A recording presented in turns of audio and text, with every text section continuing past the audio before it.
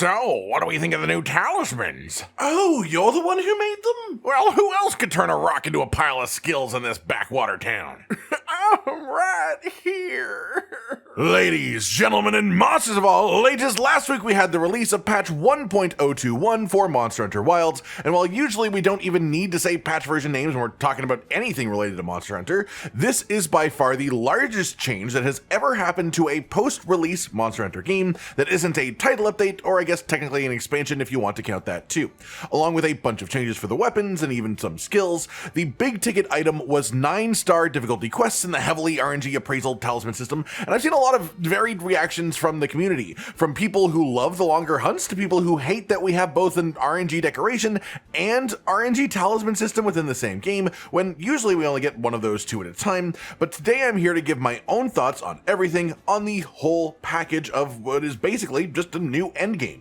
So to start off, I want to talk about the 9-star quest to begin with, as they are the main sort of gameplay loop incentivized by the new endgame system that we have here. And put simply, I think they're a lot of fun. They are a bit harder than the 8-star tempered quests, but not a whole lot more challenging as far as actually dealing with the monster at each moment. They are definitely more aggressive, and they definitely do hunt you down a bit more, but they do have just much larger health pools as the main thing, and that means that the fight goes longer, and the challenge comes from the war of attrition. If a hunt lasts 30% longer, that means 30% more opportunities for you to make mistakes, to cart, and then fail the quest. And something that people often forget is if monsters have higher health pools, they also become harder to flinch, which then means that you have less time to deal free damage relative to their actual health amount. The amount of time that things like stuns or paralysis last is exactly the same, regardless of the monster's health pool. So the larger the monster's health pool is, the less relative value these things have as well. All of these things compound to make the hunts take even longer. Overall, I really do like these quests for a few reasons. First, I don't think damage really needed to go up much more than it has at this point before we hit master rank in the expansion and such, and while it did go up a bit, it didn't go up a crazy amount. There are attacks that can one-shot you if you're not in perfectly upgraded gear and such, but most attacks from these monsters will do more than half of your health, even if you do have full defense upgrades, but if you're not using proper defensive skills. And in my mind, that's enough for the highest rank of quests that exists. My main wondering from here, though, is for arch-tempered monsters that come in the future, will they be releasing as 8-star monsters and have similar stats to the previous arch-tempered that were 8 stars, which are now numerically weaker than the 9-star versions, even with their moveset changes, of course, which is a separate topic? Or will they make the new arch-tempered monsters moving forwards be 9-star, and even be harder than the 9-star versions of the monsters that we have right now with their higher health pools? And I think I would probably prefer the second option, personally, but that then creates this weird sort of discrepancy where there are 8-star arch-tempered monsters of 2 of them, and then the rest of them will be 9-star, and that's just sort of really odd. And the thing is, this is to me the real moment where Monster Hunter has gone truly live service. The idea that the entire 8-star rank outside of specifically Zoshia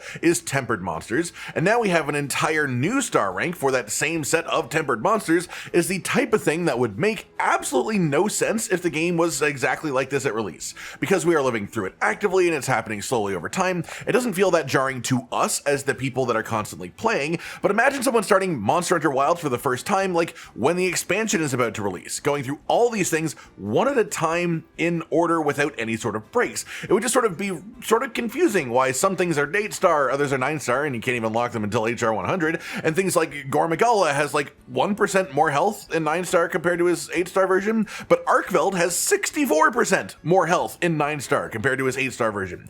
Obviously, with hindsight, we understand why this is the case, because tempered Arkveld was originally the only 8-star quest in the game, and so he was balanced around that time period, around the expected power of the player around HR 40, whereas when those other monsters got their 8-star tempered quest versions added, we already had a title update and arch-tempered Raidao, whose equipment was such a massive upgrade to almost every weapon's best builds that it is still used to this day quite frequently. So essentially, the players got stronger, and so the monsters had to get stronger in return. But people still said that they wanted more difficulty and that hunts were too short, and I think that was the first reason that 9-star quests as a concept were born to begin with. Hunts in Monster Hunter Wilds are undeniably short. People like having longer hunts as an option to have. We don't want to buff the health of everything in the game, but we do want to have an optional way to hunt where the hunts are a bit longer again for those players. But players are always reward oriented. They will only do something if they view it as being worth their time. So to put monsters in the game that take longer to kill, you then also have to give them a specific reward worth spending that extra time on. So what did they do? They created an entire RNG talisman system that only interacts with the 9-star quests and nothing else. And yes, that was a speculation. I obviously wasn't there for meetings or whatever. It may not have been literally that train of thought, but you can see the thread of logic followed the whole way through from the community reactions at the game's launch to what we are ending up with now. That to say, as someone who is playing the game right now, I enjoy having more incentive to hunt again. I think these hunts are fun. I enjoy having the longer hunts and a meaningful reason to engage with them too. I think they've done a good job here, and I think it's good for the game right now. What it does worry me a little bit about is for the future, but first I want to talk about the talisman side of it all. As mentioned, the rewards for the 9-star quests are random appraisal talismans. We've done a couple of videos breaking these down in significant detail. We know every combination of talisman that can exist through this system, and we know what the best ones would be if you could just straight up choose whatever one you want from the pool of potential options. We know that the odds of getting a 100% perfect god roll talisman for most builds is somewhere around 1 in 62,500, which is insane, but that the odds of getting something that is about 90% as good is genuinely reasonably achievable. But the big thing is that even the best possible talisman being put in the best possible situation is likely at most a 5% damage increase. The main thing that these offer, and this is the same of the easiest to roll options, the rarity 5 talismans, is more room for defensive skills, comfort skills, and utility. Talismans before this were almost exclusively used by players for offensive things, outside of stuff like the Immortal build, or some people did it with Evade Extender if you were being a little bit spicy, but most people did offense on their talismans. What this system does is let you sneak in a bit of extra offense on your talisman, but it also pushes you towards having at least a little bit of defense or utility on the talisman too, through things like 1-slot armor decoration sockets, or just straight up defensive skill rolls on the talisman itself. And I think that that is a very good thing for the game.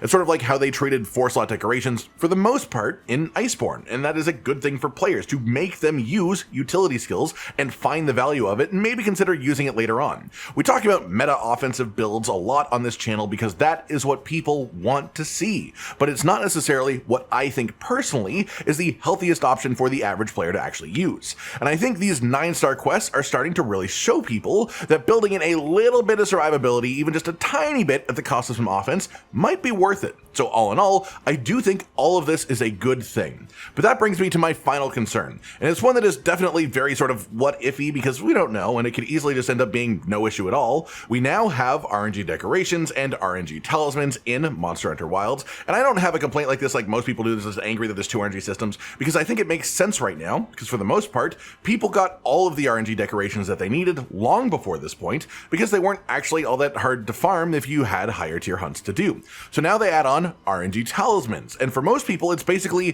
one RNG system at a time, not 2. You're not doing both at the same time, it's a sequence. But as I mentioned earlier, if anyone were to start the game fresh from this point forwards, it will get a little bit confusing and conflicting, and even more of a concern for me is the expansion. If we have an expansion that only has one of these RNG systems, people will complain that we essentially lost a part of the game. But if we have an expansion that has both an RNG decoration and RNG talisman grind that are there at launch, that are meaty and require a lot of investment to get stuff out of it, then people will complain. I guess that is true of most situations, honestly. You can never make people happy, but it all comes down to the execution and how they actually do it. I mean, after all, it's entirely possible with Monster Hunter becoming even further live service feeling that they might repeat this exact same process. Launch the expansion, then a few months later add in more difficult quests with a new RNG system reward.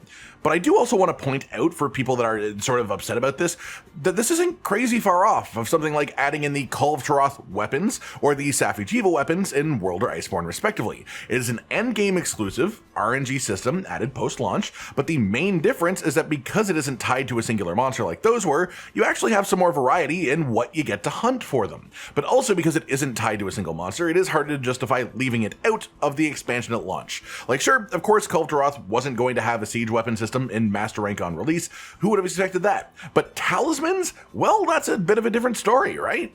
All that to say, I really like where the game is at right now. As someone who has continually played Monster Hunter Wilds since I first got my hands on it, the progression feels natural and it makes sense to me, and I think things feel way better right now than they did at launch, than they did a few months ago, than they did last month. I do think it might be a little bit odd for anyone who first starts playing Monster Hunter Wilds from this point forwards, but with 9-star quests being locked to HR 100, that should actually curb that issue a lot, because honestly you'll only be thinking about decorations until you hit HR 100 and realize that that system is even a thing to begin with. And as for the talk about the expansion, we obviously don't know what's going to happen with that. So while I do have some minor worries, I also think that Capcom is fully capable of working out how to get around any problems and give us more enjoyable Monster Hunter experiences, because as far as I'm concerned, they've never really failed to do that in the past. That just about does it for today then, everyone. A discussion and sort of review of the new endgame system in Monster Hunter Wilds added in the recent patch. And honestly, the one thing that I really want to drive home is whether you like this system or not, it is an undeniably just massive addition to the game that they've chosen to do in between title updates, and that says a lot about not only the future of Monster Hunter and the updates that they will be doing consistently, but also just how much we are still likely to be getting out of Title Update 3 when that drops, if they were comfortable with letting this whole system come out not within a title update. I hope you've all enjoyed this then, and of course, let me know your own thoughts on this whole system down in the comments below. Like if you liked the video, subscribe to the notification bell for more, and most importantly, ladies and gentlemen, until next time, stay sweet. Josh, Cotton, and Hollow with the videos, dropping the humor like a hammer on your tippy toes, bringing entertainment on a daily arrangement to take our insanity and turn it into entertainment. Yes, I said entertainment twice, to reiterate that it is nice to look into your faces on a mostly daily basis when you let us in your homes to make the whole world a stage. Goodbye.